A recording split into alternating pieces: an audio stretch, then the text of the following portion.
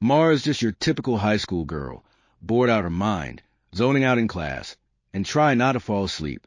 She drops her pencil, reaches down to grab it, and boom! The girl in front of her explodes. Yes, explodes. Like a human firecracker. Mara blinks, shell-shocked.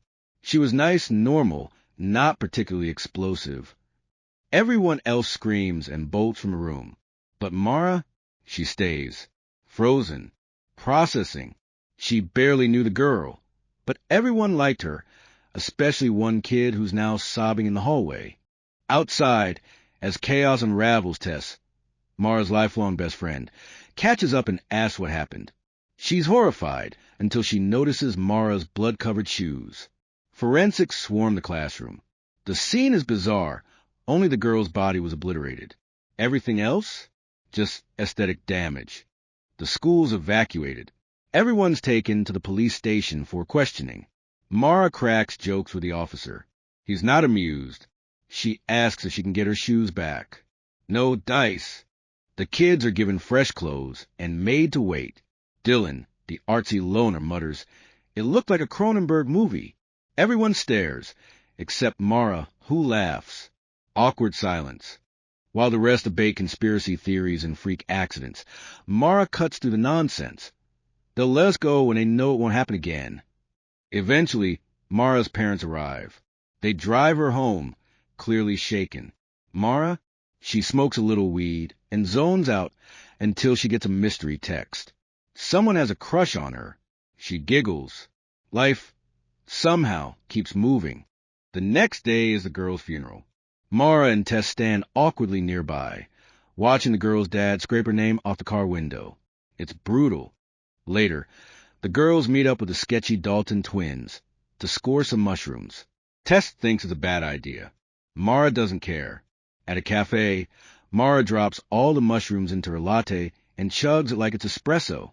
They've been friends forever, talking about growing old together in a beach house someday. They reminisce about the dead girl. When Dylan appears out of nowhere and flirts with Mara, she realizes he was a mystery texter. He says the explosion made him rethink everything. I want to live life to the fullest now. Mara throws up the mushrooms. Dylan holds her hair. She hallucinates like crazy, and he's just there, riding the madness with her. It's weirdly romantic. By sunrise, he asks her out. She says yes. Tess and Mara talk about the madness.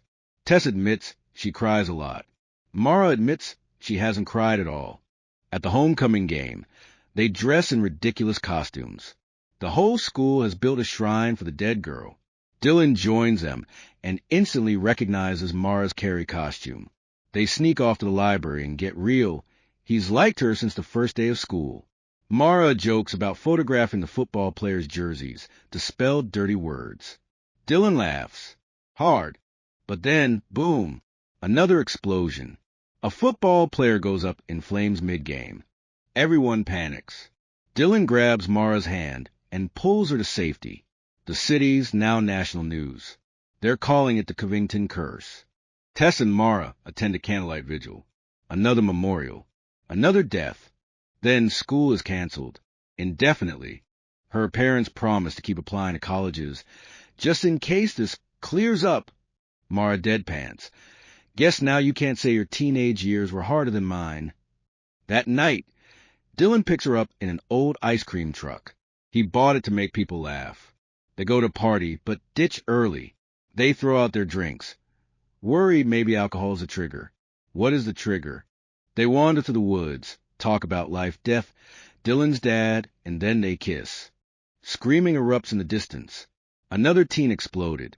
Mara and Tess are recruited by Agent Rossetti, a federal investigator who's as clueless as everyone else. Rossetti asks them to bring her something.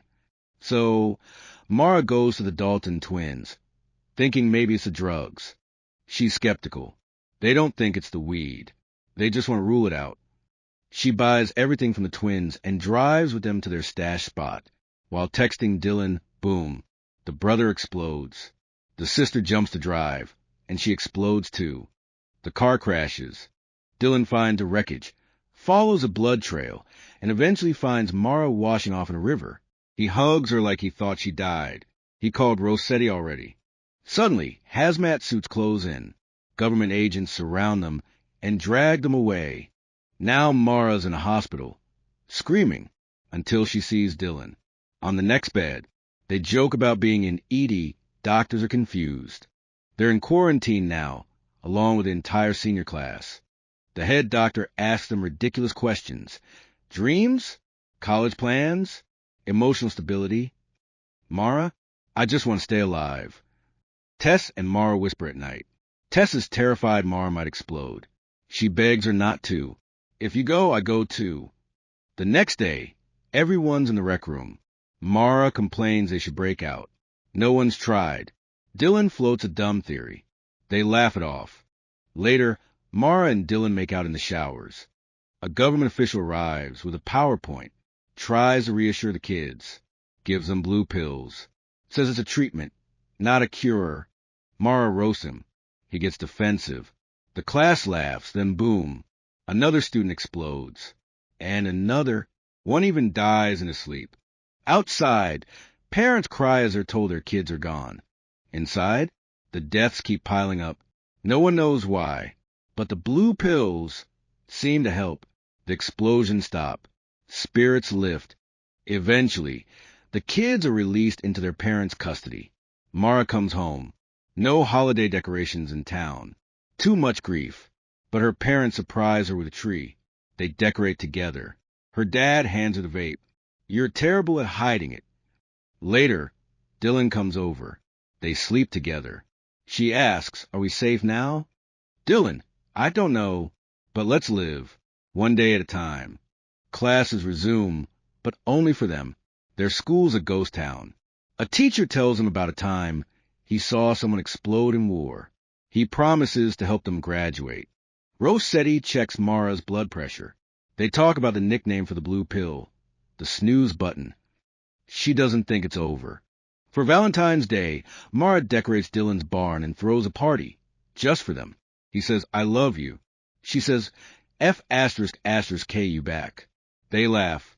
He asks her to spend the summer with him. At a diner, the waitress is too scared to serve them. They leave. Back at school, the doctor explains the snooze button treatment.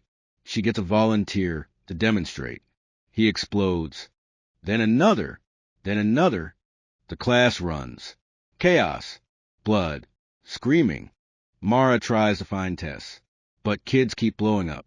One guy tries to help her. Boom. She scrambles out a back door. Outside, Dylan finds her. He holds her tight. She clings to him. Then he explodes. Right in her arms. Mara walks home, soaked in blood. Rossetti finds her. Takes her to the hospital. A piece of Dylan's jaw is lodged in her head. Her mom helps her clean off. That night, Mara sleeps between her parents. Days pass. She stops taking the pills. She doesn't speak. She drinks. A lot. Dylan's funeral comes and goes. Tess tries to help. Mara pushes her away. One night, drunk, she makes a cocktail for her dad called All My Friends and Boyfriend Are Dead. He doesn't know what to say. She walks the streets, steals alcohol. Rossetti finds her, and she shatters her car window with a vodka bottle. Her parents beg her to let them help. Mara lashes out. You don't get it. I could die any second. Don't pretend this is normal. She visits the school, the memorial, Dylan's death spot. Prom night. Mara's drunk on a swing. Tess finds her. I'm leaving Covington. Tonight. They hug. You'll always be my best friend. Mara stumbles into prom. It's dead, literally and emotionally. She spikes the punch, drinks alone, then goes up on stage. I'm sorry for being the curse, she says. Sorry for surviving. She accepts her diploma, then heckles the next girl who says the same thing. Others join in. They all feel cursed. She visits Dylan's grave, lies down beside it. Dylan's mom finds her. They lie together. She asks Mara what Dylan saw in her. Mara, do you think I was bad news? His mom, I think you're in pain, and you don't know what to do with it. Mara finally cries. I feel like I'm dying. His mom, Sometimes life feels like that. None of you deserve this. Mara returns home, apologizes to her parents. They forgive her. Eventually, she removes her bandage. The scar still aches, but she's alive. Months pass. The explosions stop. Rossetti says goodbye. Mara takes her snooze button pill, packs her bag, and drives off in Dylan's old truck. Her parents worry. She waves them off. She passes the school. It's being demolished. 31 students died. Mara didn't, and she doesn't know why. But she's done waiting for answers. Bad things will happen, she says. That's inevitable. But I won't waste my life waiting to die. She imagines a future. College, marriage, maybe even motherhood or the presidency. She sees her and Tess, gray-haired in a beach house, still laughing. She's not afraid anymore, because she could die any second. And so could you.